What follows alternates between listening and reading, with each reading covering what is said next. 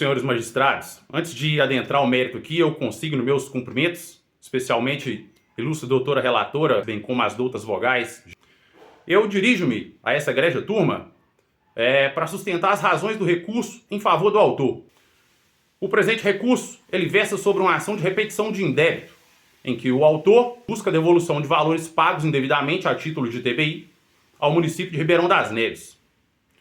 O imóvel ele foi adquirido pelo valor de R$150 mil, enquanto o valor venal oficial, que foi divulgado pelo próprio município na guia de IPTU, era de R$ 67.438,55. No entanto, o município fixou arbitramento da base de cálculo do ITBI em 315 mil, o que representa mais que o dobro do valor de compra e é absolutamente desproporcional, violando assim o princípio da capacidade contributiva e da razoabilidade.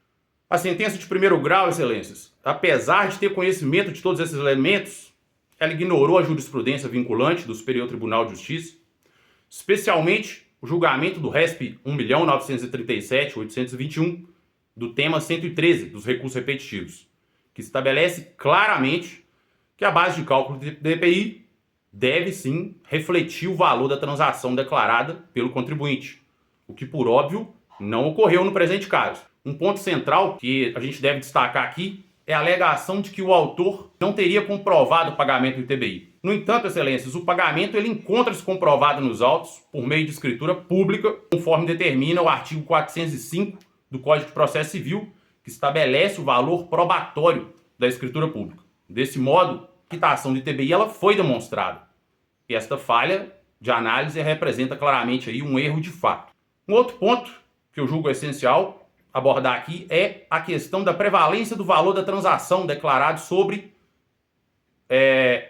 qualquer valor arbitrado pelo município, especialmente quando tal valor ultrapassa os princípios constitucionais tributários. O artigo 150, inciso 4 da Constituição Federal, ele impede a utilização de tributos com efeito de confisco, e é o que se verifica aqui quando o município ignora o valor venal e arbitra aí um valor fictício.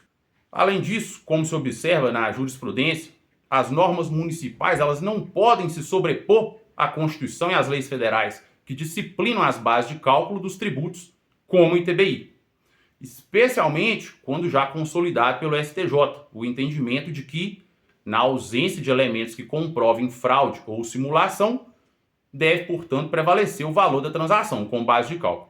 Ou seja, o legislador municipal e o poder público local não possuem discricionariedade para ignorar os parâmetros estabelecidos em âmbito nacional. É importante ressaltar também, excelências, que a jurisprudência do Superior Tribunal de Justiça ela foi clara ao afirmar que, salvo indícios de subfaturamento, o valor de transação declarado pelo contribuinte prevalece como base de cálculo do ITBI.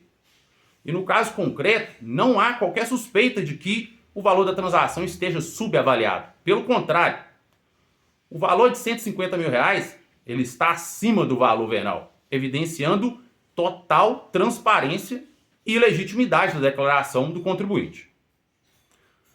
Ao não seguir essa orientação, o juiz Wacó desrespeitou o entendimento dos tribunais superiores e também violou o artigo 927, inciso 3 do Código de Processo Civil, que obriga os juízes e tribunais a observarem as decisões vinculantes. Diante do exposto, fica evidente o direito do autor à repetição do indébito, uma vez que o pagamento do ITBI no montante arbitrado pelo município foi indevido, pois se baseou em cálculo equivocado e ilegal. O artigo 65 do Código Tributário Nacional prevê que o sujeito passivo ele tem o direito de obter a devolução do que foi pago indevidamente. Portanto, excelências, requer-se a essa turma recursal que reforme a sentença de primeiro grau e acolha o presente recurso, concedendo o provimento integral para determinar a devolução dos valores pagos indevidamente pelo autor a título de TBI. Tal decisão ela se alinha ao princípio da legalidade, à segurança jurídica e ao respeito à jurisprudência vinculante e à Constituição Federal. Por tudo que foi exposto, eu confio na sensibilidade dessa turma recursal para que seja feita justiça nesse caso e que o direito do contribuinte seja efetivamente respeitado. Pela atenção de suas excelências, o meu muito obrigado, que Deus abençoe o nosso trabalho.